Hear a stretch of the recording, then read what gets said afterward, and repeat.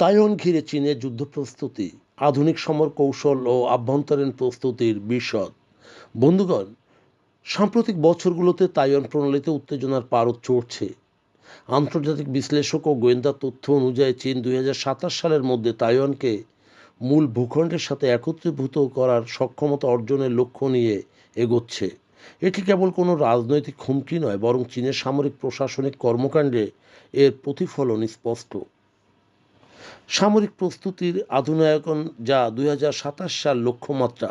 চীনা president Xi Jinping People's Liberation Army অর্থাৎ PLA 2027 সালের মধ্যে তাইওয়ান দখলের জন্য প্রস্তুত থাকার নির্দেশ দিয়েছেন।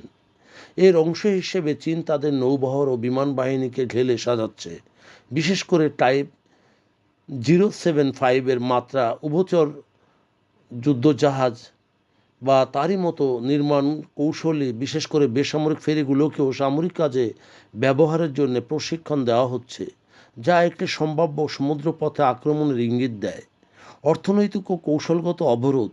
সরাসরি আক্রমণের চেয়ে চীন এখন অবরোধ কৌশলকে বেশি প্রাধান্য দিচ্ছে। 2024 এবং 25 সালে পরিচালিত বিভিন্ন সামরিক মহড়া তাইওয়ানের প্রধান বন্দরগুলো লক্ষ্য করেই এটি ঘিরে ফেলা।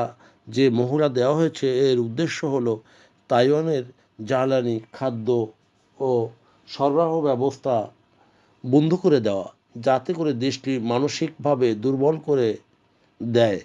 আভ্যন্তরীণ আইনি ও প্রশাসনিক পদক্ষেপ। চীন কেবল সীমান্ত নয়, দেশের ভেতরেও যুদ্ধের পটভূমি তৈরি করছে।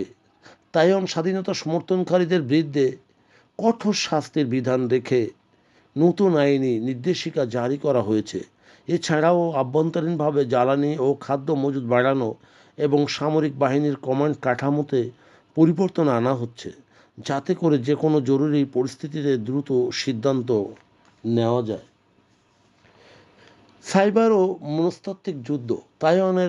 তাইওয়ানবাসীর জনমনের আতঙ্ক সৃষ্টি ও সরকারি ব্যবস্থাকে অচল করতে চীন নিয়মিত সাইবার আক্রমণ করে থাকে, বিশেষ করে ড্রোন অনুপ্রবেশও চালায়। একে বলা হয় গ্রে জোন ট্যাকটিক্স, যেখানে সরাসরি যুদ্ধ না করেও প্রতিপক্ষকে ক্লান্ত ও বিপর্যস্ত করে তোলা যায়। আন্তর্জাতিক প্রতিক্রিয়া ও প্রভাব, যেকে চীনের সকল প্রস্তুতির বিপরীতেও মার্কিন যুক্তরাষ্ট্র তাইওয়ানকে পর্কুপাইন অর্থাৎ সম্ভাব্য কাঁটায় ঘেরা প্রতিরক্ষা ব্যবস্থা গড়ে তোলার পরামর্শ দিচ্ছে। জাপান, ফিলিপাইন, এই সমস্ত পূর্ব এশীয় দেশগুলো সামরিক বাজেট বাড়াচ্ছে, যাতে করে চীনের সম্ভাব্য পদক্ষেপ মোকাবেলায় তাদের প্রস্তুতি হয়। চীনের যুদ্ধ প্রস্তুতি এখন আর অপ্রকাশিত নয়। তাদের নিত্যনৈমিত্তিক সামরিক মহড়া, নতুন আইন, অবকাঠামোগত উন্নয়ন প্রমাণ করে চীন দীর্ঘমেয়াদী পরিকল্পনা নিয়েই এগুচ্ছে। তবে বৈশ্বিক সেমিকন্ডাক্টরের যে সরবরাহ কেন্দ্র হিসেবে তাইওয়ান, সেখানে যদি হামলা হয় তবে বিশ্বের অর্থনীতির বিপর্যয় ডেকে আনবে।